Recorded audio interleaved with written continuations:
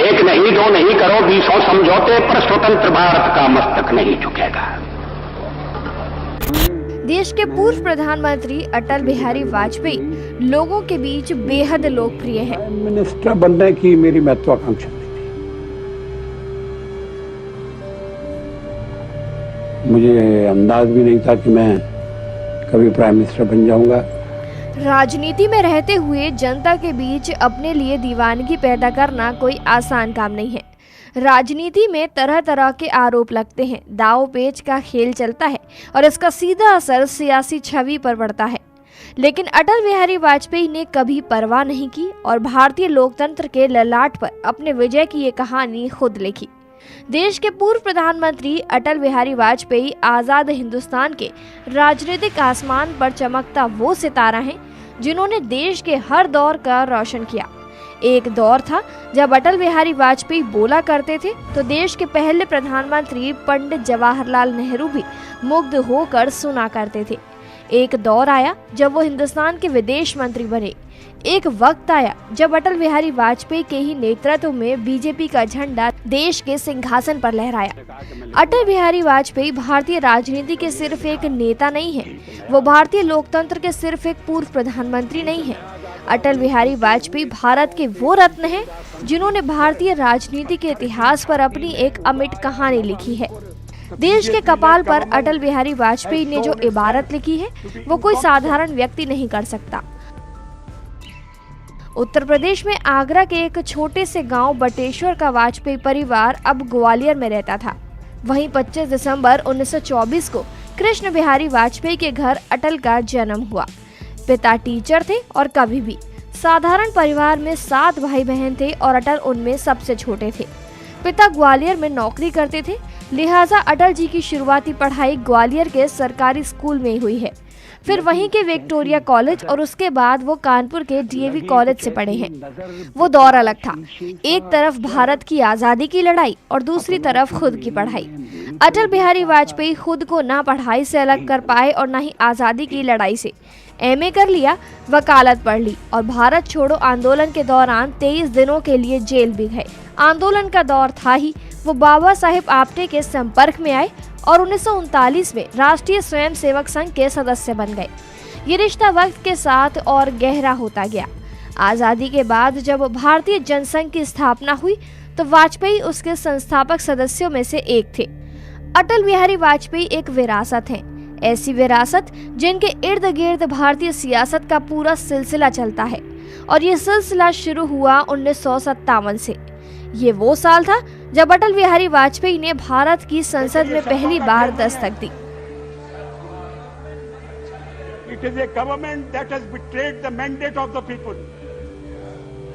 हम यहाँ लोगों से चुन के आए हैं और जब तक लोग चाहेंगे हम रहेंगे। आपका मैंडेट कौन होता है, हमारा फैसला तय करने वाला है। आजाद हिंदुस्तान के दूसरे आम चुनाव हुए थे।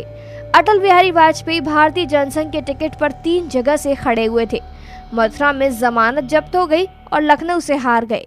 बलरामपुर ने वाजपेयी को अपना सांसद चुना और एक वक्त ऐसा आया जब वो सत्ता के शीर्ष तक पहुंचे। बहुप्रतिभा भावन राजनीतिज्ञ अटल बिहारी वाजपेयी भारतीय राजनीति में 50 सालों से सक्रिय हैं। अपने राजनीतिक सफर में वाजपेयी जी सबसे आदर्शवादी और प्रशंसनीय राजनेता थे। अटल जी जैसा नेता होना पूरे देश के लिए गर्व की बात है। उनके बहुत से कामों की वजह से देश आज इस मुकाम पर है। जवाहरलाल नेहरू के बाद अगर कोई 3 बार प्रधानमंत्री बना है तो वो अटल जी ही हैं। अटल जी 5 दशकों से संसद में सक्रिय रहे, साथ ही वो इकलौते राजनेता हैं जो 4 अलग अलग प्रदेश से सांसद चुने गए। अटल जी भारत की आज़ादी के पहले से राजनीति में आ गए थे। उन्होंने गांधी जी के साथ भारत छोड़ो आंदोलन में भी भाग लिया था और कई बार जेल यातनाएं भी सही। अटल जी बहुमुखी प्रतिभा के धनी हैं। वो बहुत अच्छे कवि भी हैं जो राजनीति पर भी अपनी कविता और व्यंग से सबको आश्चर्यचकित करते रहे। अंतर को चीर व्यथा पलकों पर ठिठकी, हार नहीं मानूंगा रार नहीं ठानूंगा, काल के कपाल पर लिखता मिटाता हूँ, गीत नया गाता हूँ, गीत नया गाता हूँ। उनकी बहुत सी रचनाएं पब्लिश हुई हैं जिन्हें आज भी लोग पढ़ते हैं। अटल जी को अपनी मातृभाषा हिंदी से बेहद प्रेम है।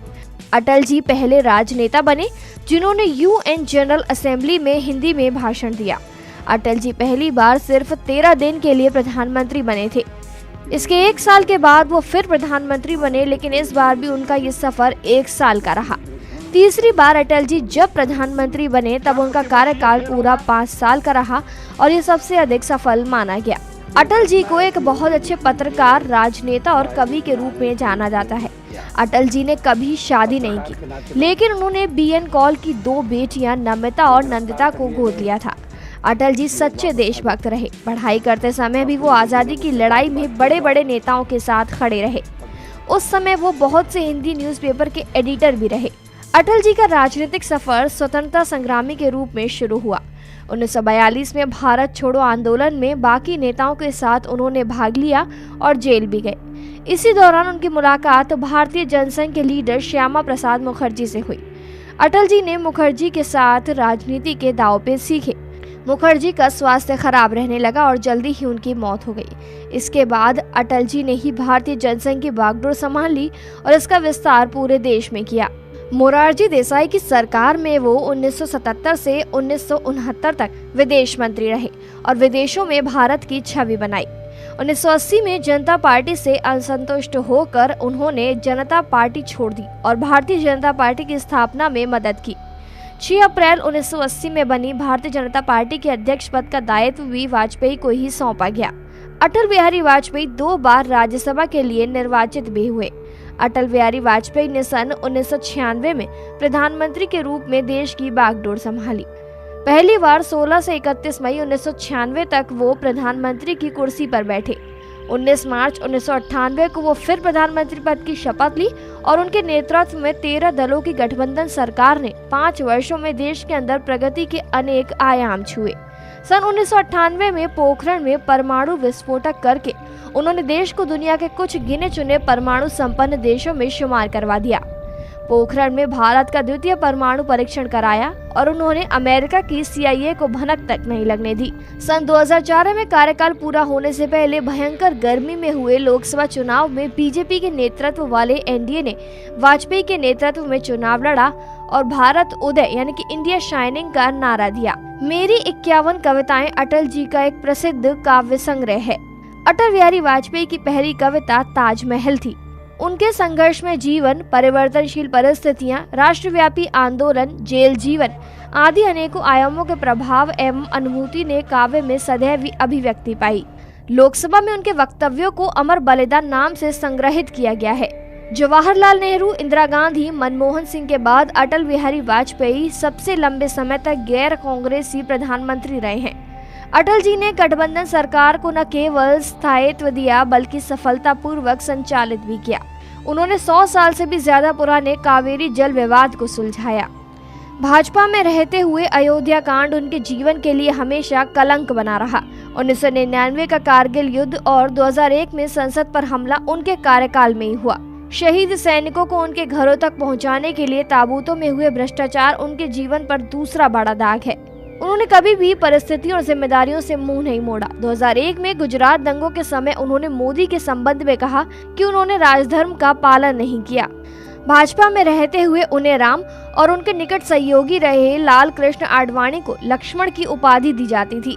पाकिस्तान के साथ संबंधों को नई शुरुआत देने के लिए उन्होंने दिल्ली से लाहौर के बीच बस सेवा शुरू की। दिल्ली से लाहौर जाने वाली पहली बस में वो स्वयं पाकिस्तान गए थे। सन 1994 में उन्हें लोकमान्य तिलक पुरस्कार और सर्वोत्तम सांसद के लिए भारत रत्न पंडित गोविंद वल्लभ पंत पुरस्कार भी प्रदान किया गया। वहीं आपको बता दें 15 और 16 जुलाई 2001 को पाक राष्ट्रपति परवेज मुशर्रफ और तत्कालीन भारतीय प्रधानमंत्री अटल बिहारी वाजपेयी के बीच आगरा में बैठक हुई, लेकिन ये बैठक बेनतीजा निकली और दोनों देशों के रिश्तों में और तल्खी आ गई। खबर पर फिलहाल इतना ही। और खबरों के लिए सब्सक्राइब कीजिए वन इंडिया हिंदी चैनल। टूटे हुए सपने की सुने कौन सिसकी, अंतर को चीर व्यथा पलकों पर ठिठकी, हार नहीं मानूंगा रार नहीं ठानूंगा, काल के कपाल पर लिखता मिटाता हूँ, गीत नया गाता हूँ, गीत नया।